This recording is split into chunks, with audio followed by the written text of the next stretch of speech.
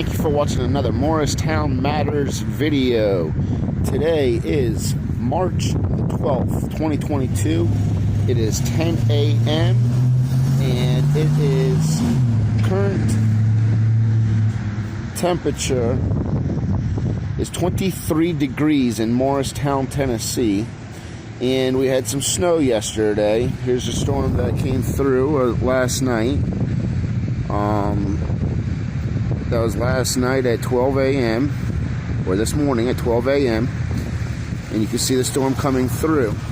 Now, at 12 a.m., the air temperatures were still pretty warm.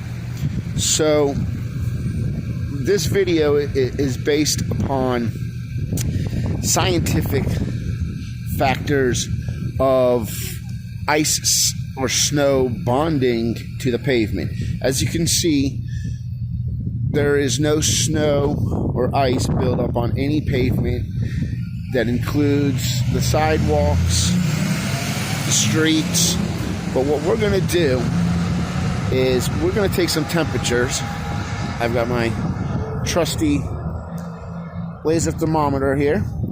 And we're standing underneath the catwalk right now in between some buildings. So this area right here doesn't get a lot of sun throughout the day. And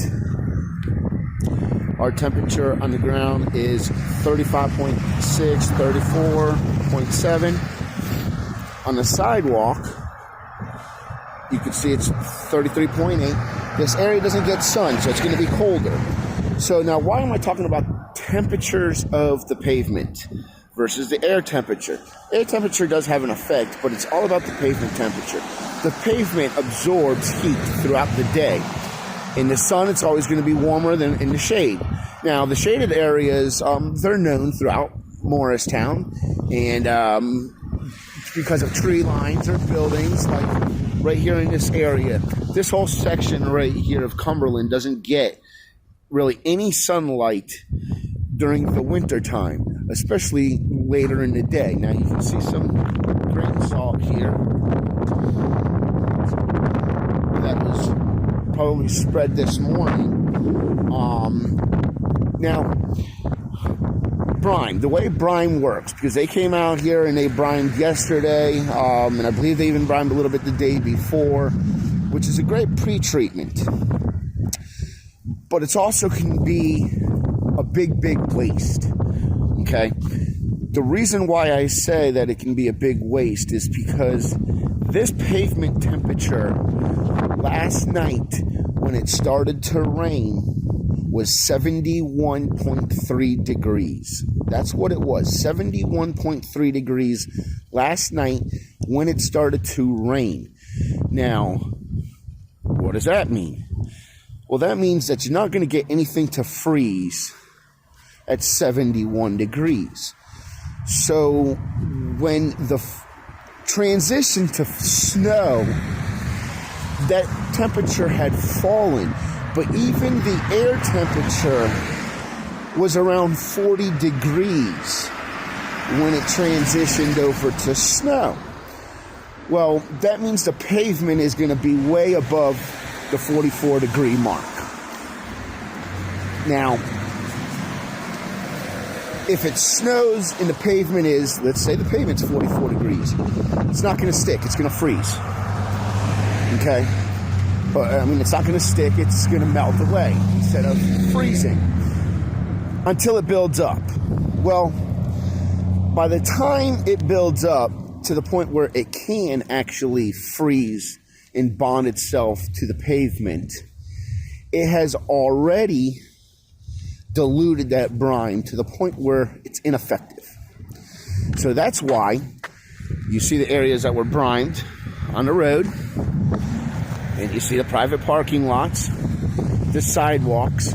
There's no snow, no ice, no snow. It's sitting in the grassy area, the dirt area, in the rocks and things that dissipate the heat quickly, but you're not going to get it to bond. So they came out, they brined, it rained for 4 or 5 hours before it even actually started to snow. Even if they were to come out here and put rock salt down, as soon as it stopped raining, it would be gone. Every bit of it. So we're wasting money on labor. We're wasting money on materials. We are causing people's vehicles to rust. All these vehicles on the road, they're driving in salt. Yesterday, they were driving in brine, wet brine. When it started raining, that brine was coming up off the pavement, getting underneath people's vehicles, causing rusts. That's why rust on vehicles in northern states is horrible. You don't want to buy a vehicle that came from a northern state. So the bond can never happen if the pavement temperature stays too warm. So how do you fight it, you ask? Well, that's a great question. Unfortunately, Public Works doesn't have the answer to that. Why do they not have the answer to that? Well, there's a couple of reasons, but the one that I found is last year I had requested data from a storm. I wanted pavement temperature, air temperature.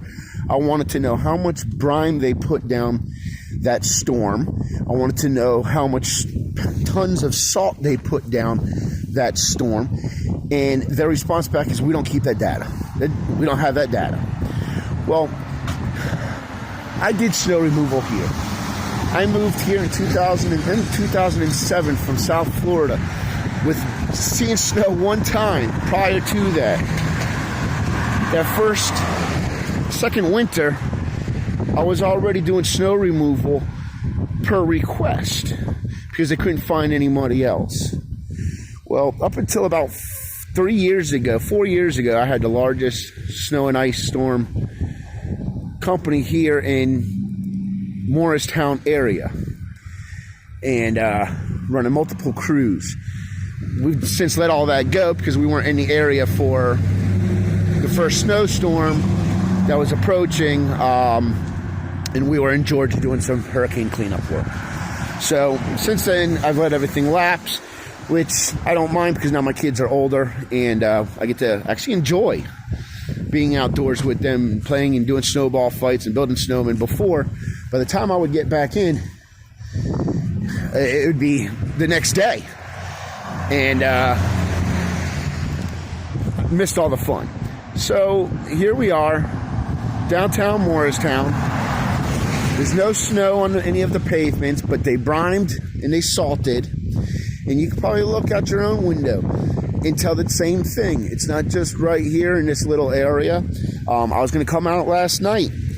2 o'clock it transitioned. 3 o'clock it still wasn't sticking, so I went to bed. Woke up at 4, it still wasn't sticking. Woke up at 5, still wasn't sticking. So I said, it ain't going to end up sticking. Why? Pavement temperature is too warm. So what happens to all this salt and brine that gets put on the road? Well, what doesn't end up underneath your vehicles rusting it out throughout the year, because water will not remove the salt residue from underneath your car. Water alone will not remove it. You need a special chemical that will take away the corrosive properties of the salt.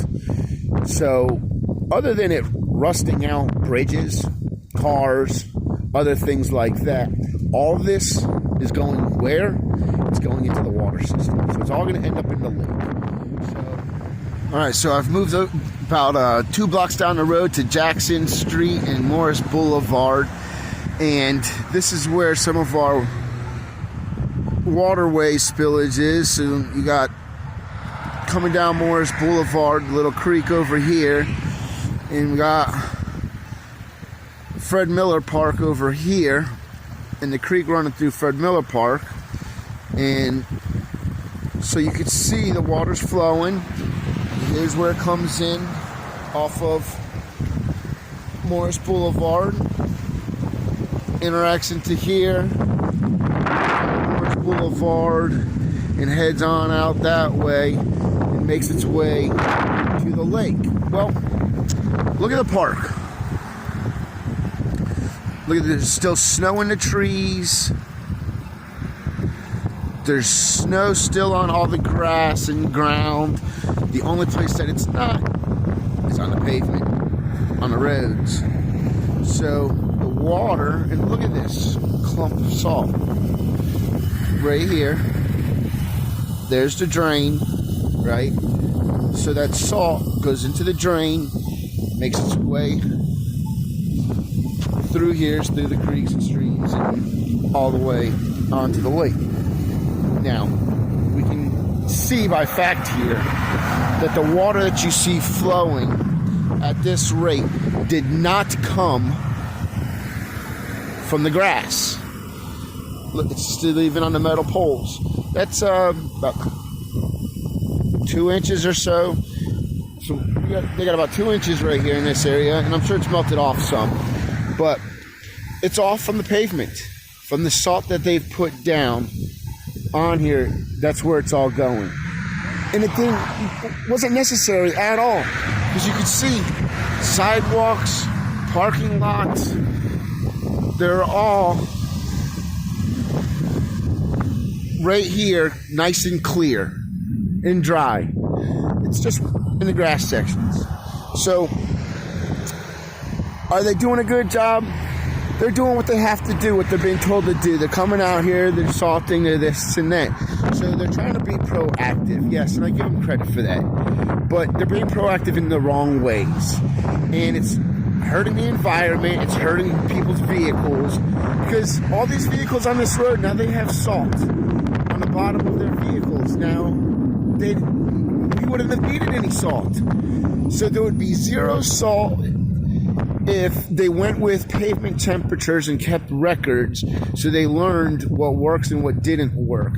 That's the hardest part about ice and snow services, is learning what works and what doesn't work. And it's all air temperature, but mainly it's temperature of the pavement. Okay, so you might ask, okay, well, what if it's very, very cold out? So let's say it's extremely cold, below 32. The pavement temperature is below 32 degrees. Well, what does that mean then? Well, brine will work to low temperatures. Yes. But if the pavement temperature is already below freezing everywhere, not just in the shaded areas, but everywhere, the snow wouldn't melt. Okay, number one, we wouldn't get rain before the snow. It would just come in as snow. And the snow would hit the road, and because the road's not cold and hot enough, warm enough to melt the snow would just blow off. And I'm sure some of you have seen that when it's been real cold out and we've got a little bit of snow and you're driving and you just see it blowing by the cars and stuff, and it just blows right off of it because it's not warm enough at the pavement temperature to melt the snow before it blows off. Now, if it does, if you have a lot of traffic, or it's very, very heavy snow, then it can, and you just come through and you plow it on off, and you may need to put a little bit of rock salt down. But if it's really cold, there's different ways, but the rain destroys any kind of pre-treatment at all, 100%. And when the pavement temperature is going to be above 32 degrees, there's no reason to apply any kind of pre-brine, and it's just going to dilute itself. Well, please like this video, thumbs up, share. I'm going to bring Morristown a lot more information, trying to incorporate some other things, but definitely share, because election time is right around the corner, and we need to figure out whom we want to be in what position and who needs to go, because we need change. We don't need another chapter. This is Morristown Matters.